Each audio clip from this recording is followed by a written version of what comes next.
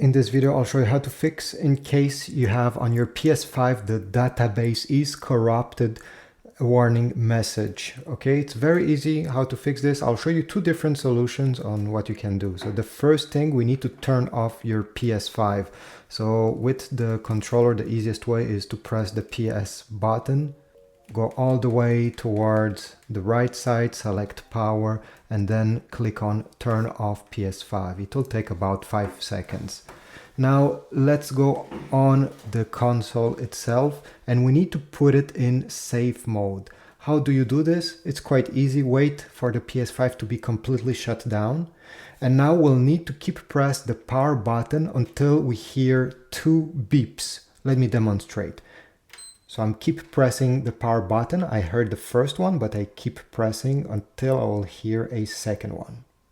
Here we go. Now I can release the button. For the next step, we'll need to get the USB cable, the one that you're charging your controller, plug it in the front of your PS5 and the other end in your controller. Press the PS button. And now we are in safe mode. There's multiple options. The first one I suggest you to try is to go down, number 6, click on it, and then select Rebuild Database.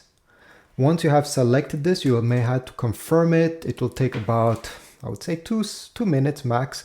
And the PS5 will shut down, will power on back again, and hopefully you won't get this error message ever again in the future.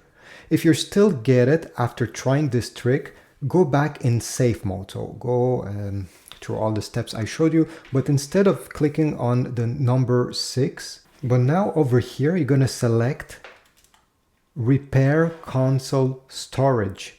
Sometimes this can fix the issue if number 6 didn't do it for you.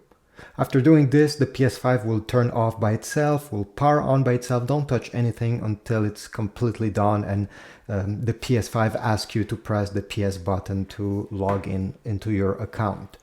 Now, if any of these solutions didn't work for you, the last thing I suggest is to go ahead, turn off your PS5 and unplug the power cable from the back of your PS5. Wait about 2-3 minutes and then plug it back. This is just a full restart. It will drain the power from the console, and hopefully by starting fresh, you'll be able to use it and not get the error message.